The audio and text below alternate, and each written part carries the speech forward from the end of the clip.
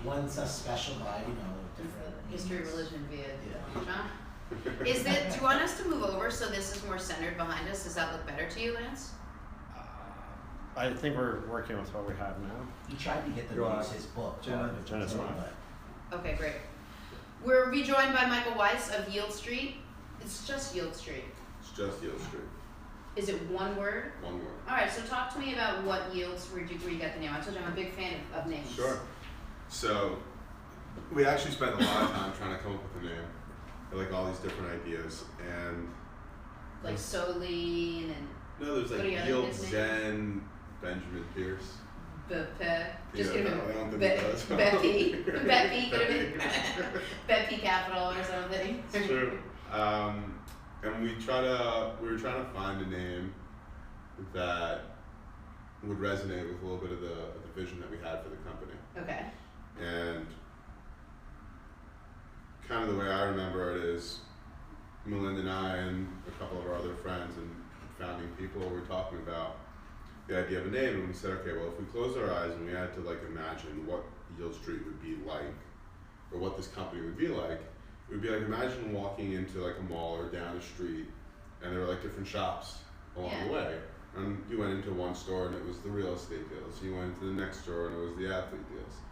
So it was kind of like you go down the street to get yield.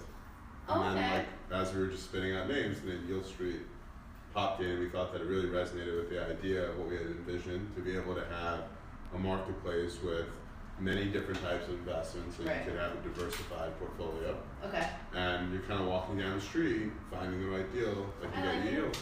And that's how we came up with Yield Street. So Yield Street is, would you describe it in a somewhat concise way? It's an alternative. It's a technology.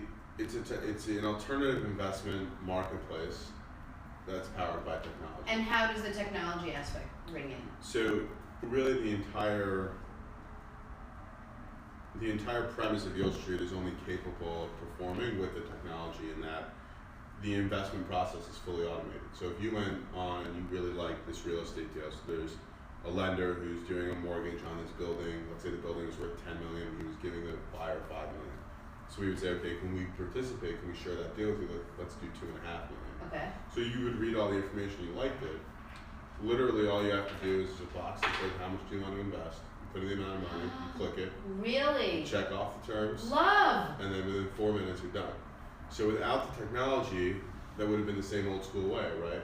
Getting all your documents, sending it to this guy, your lawyer, sign it, scan it, fax it, send it, whatever it was. It's a whole process. Yeah. So the ability to leverage technology on the investor side to help them do it within minutes is really one of the keys to our success and our ability to grow. And on the other side, it's leveraging technology and data to be able to build due diligence and other type of models that would help us analyze the criteria faster and better than you would be able to do historically manually. It seems like such a streamlined process and such a positive sort of net of return. Why are there not more companies like yours out there? Or are you guys just you know the process, you've gotten it down, and you're doing it better than everybody else? So there are definitely a ton of companies out there. There's some really famous ones like Lending Club and Prosper and On Deck that have been public. I mean, it's probably similar to like Whole Foods. You get the correlate them. Okay. And the difference is that a lot of the companies that are out there try to identify one specific type of opportunity. So it could be real estate, or it could be college loan businesses. Like SoFi was a big one that was recent. And what our approach was, investors don't really want to find 100 different platforms that they have to keep track of and invest in. What would be, like, if you didn't have Yield Street, you didn't have a business, what would be the perfect platform? It would be a place where you could invest in many different types of opportunities that were spread across different risks. So if one didn't work, you had the other one, right? Diversity is always key. And nobody else is taking that approach because it's harder. It's harder to build a successful business when you have a bunch of opportunities in a bunch of areas that you're trying to build. It's a lot easier to find one strategy, get really good at it, and keep drilling your message over and over. But we felt that if we created a diversified portfolio, it might take us longer to be as successful as the others, but ultimately it's better for our users. And going back to why we started the company, my partner Melinda needed something. So it's not just that we wanted to start a business for everybody else, we're starting it for ourselves, our family. So you knew that it worked. So we knew that it worked. So we're in business for about 18 months. We've already done about 73 million in loans originated. Wow. To give you a sense of how valuable the technology and the marketing and the scalability is, in April we probably had about 700 users. Okay. We have about 6,000 now. Wow. We have users in every state in 5 countries. Awesome. We've sent out over 5,000 payments, over $13 million to people. But a lot of that is because of the ease with which this works. 100%. So I'll tell you the coolest thing that just happened on December 29th. So there was a really exciting opportunity and investment that had come up that after doing the due diligence and went through the credit committee, we felt very safe about it. The Jenna Wolf Show. The general show. A lot of people should invest. 100%. And we didn't know exactly how much the deal was going to end up being when we were finished negotiating with the client. Turns out they wanted $20 million and it had to be closed by year end. Right. And this is, the final deal was struck on December 28th. Aye. So, and it had to be closed by the year end. So we had Not like the Jewish New Year, which was like in 5,000 years. Right, exactly. Okay. So Just needed to make sure I got that. So we have an incredible team, Lindsay and Melinda and Anastasia and some others who help on marketing. And we realized that we couldn't do it in a second. We'd have to be able to explain it and give people some advance notice. So on Friday afternoon, right before Christmas, we sent out an email to people basically explaining to them what the context of the opportunity would be, that we thought it would be an attractive deal, great collateral, great protection, short term, it's less than 3 months, and here's how it would work. We know it's probably the worst time in the year to ask you for money, but it's a really good opportunity, it's a really good yield. If you want to be in it, you know, you gotta. And you're just taking a sacrifice. blind chance here that everyone's going to come together. So we say I'm hosting 2 webinars. One on Saturday night at 8 p.m., which mind you is Christmas Eve. Christmas Eve.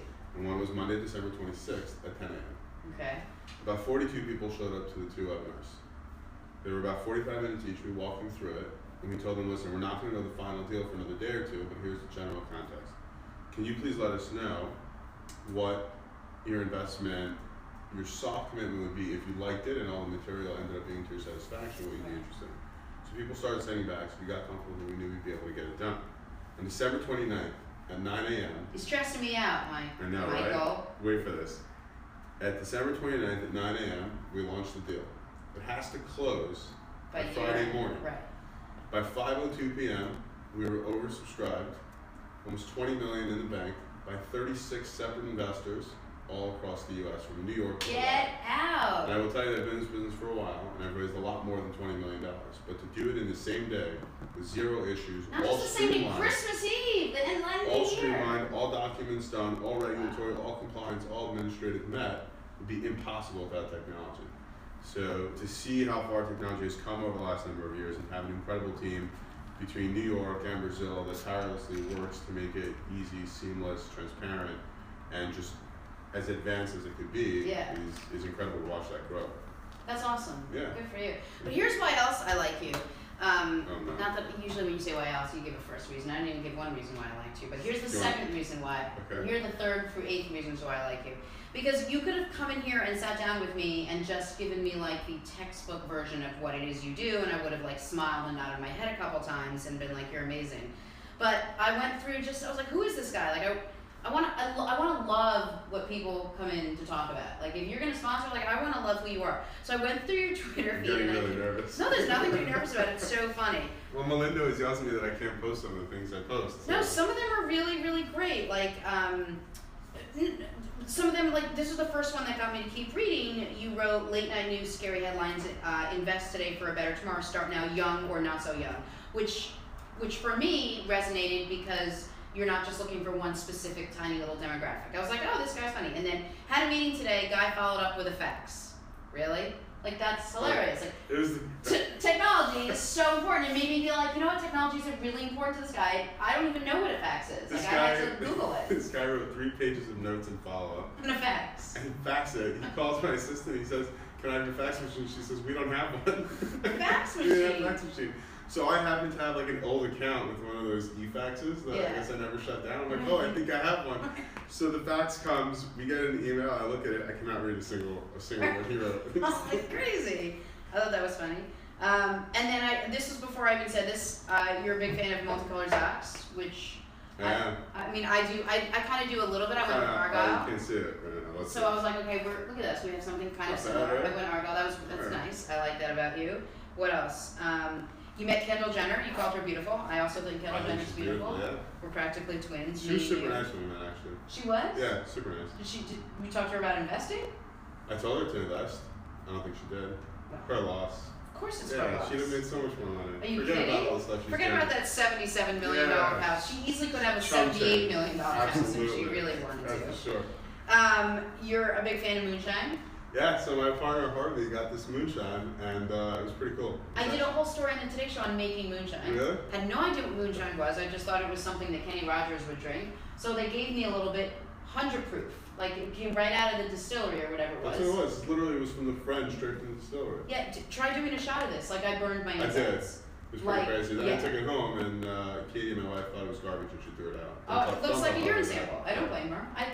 If I saw this, Yeah, it's I'd be a like, pretty big oh, it's a big sample. You must have gone out last night. USA to gamble $4.2 billion on SB. I assume that's Santa Barbara, which was a great soap opera. So I mean, I Yeah. love the soap opera, and I was like, I can't believe we both watched Santa Barbara. You and I are so much in common. There are You have certain no things that are idea staples that people just don't realize what they're missing out on. at all. And then The Big Short. You wrote great movie. Let's hope we learn from the mistakes of those before us. I didn't understand one word in that movie. Not one. I think it's just. No, but I thought that was. I think in general is to the extent we don't have to make our own mistakes and we can learn from other people. Let's do that. Of course, Yeah, and that's what the general basic.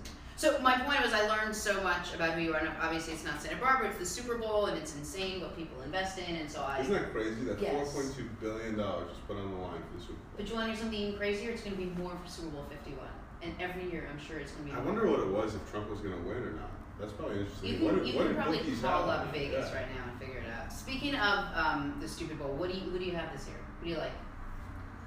Can't tell you that. Because your company has some stake in it. No, I don't know. I know.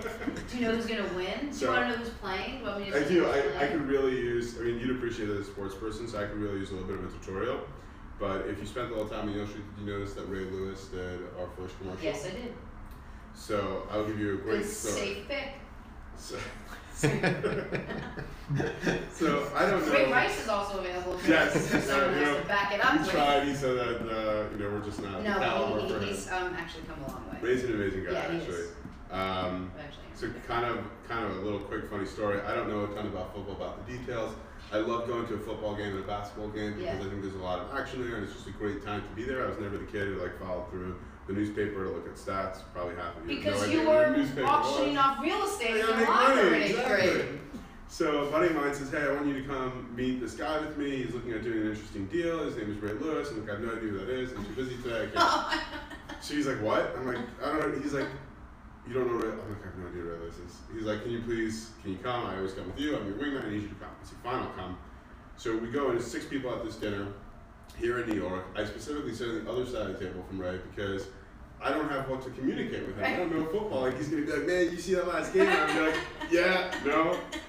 So I end up talking about Yale Street to the other guys, Yeah. and he pulls me aside after, and he's like, hey, I'd love to go for a drink. I want to talk about Yale Street. I think it's incredible. I think it's so powerful. Let's do something together. Ray Lewis. And here I am thinking, like, what just happened? Yeah. And I think one of the things that, and subsequently, that was the night before, I believe it was Jim Brown passed the torch to him. He got some sort of an award. Okay. So the next day we went out for dinner together, and obviously that whole day I'm like Googling him and asking people, like, hey, do you know this guy? I didn't tell him why I was asking him. They're like, yeah, he's the greatest defensive lineman ever lived, blah, blah, blah. And we get to dinner, and I'm like, he says to me something nice, like, hey, I looked into you, I asked people, I'm happy to be here, let's see if we can do something. And I said, yeah, same thing, I looked into you, I heard you're the greatest running back that ever lived. Swear to God. He fell off the chair, he was dying of laughter. He's like, my man, I love you. You don't know anything about football, you're just a nice guy. And I'm like, listen, if I try to give you my deals, you'd have no idea what you're talking about. Let's make a deal. I'll teach you how to do this stuff.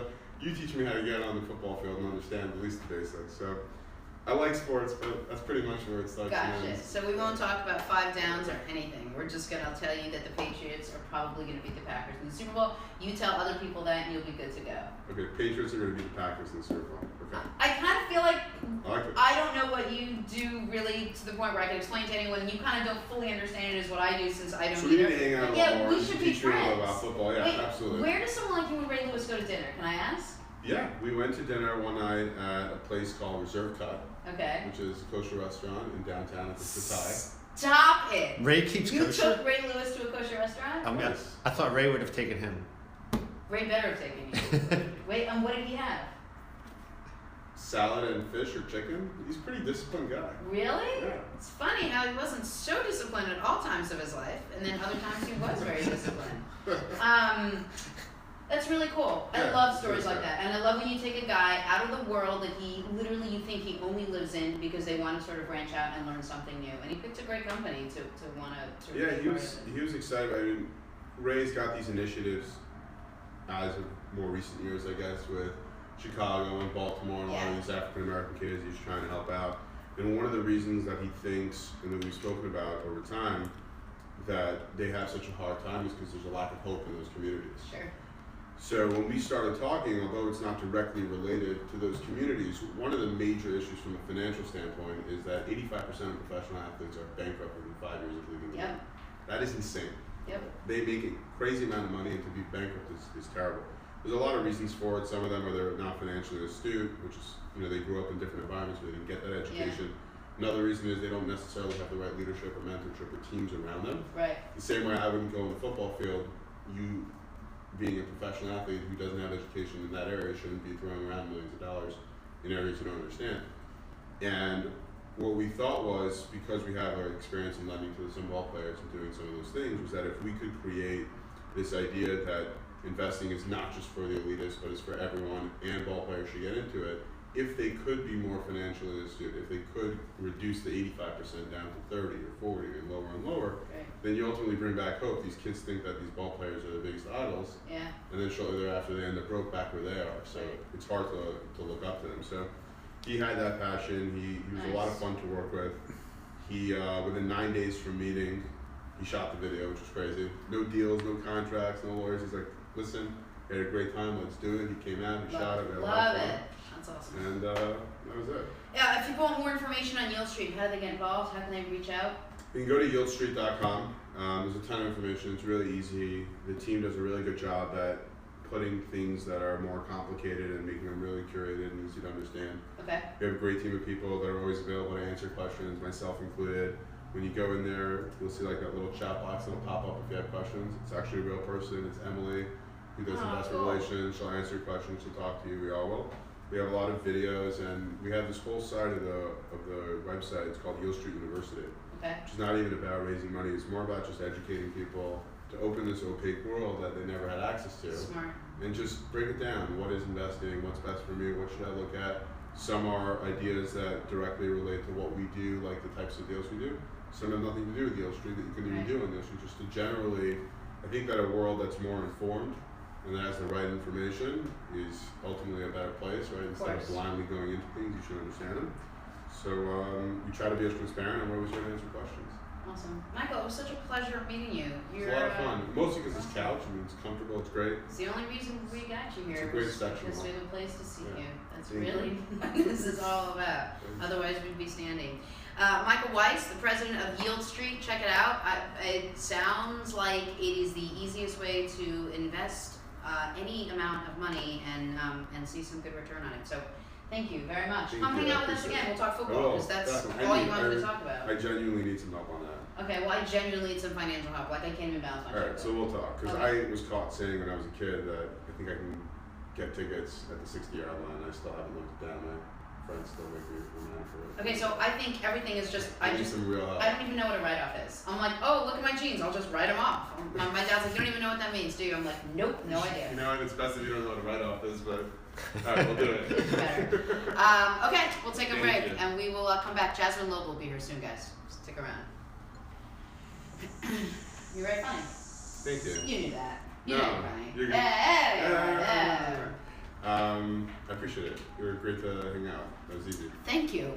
Thank you. I tried. Meanwhile, in the middle of it all, it started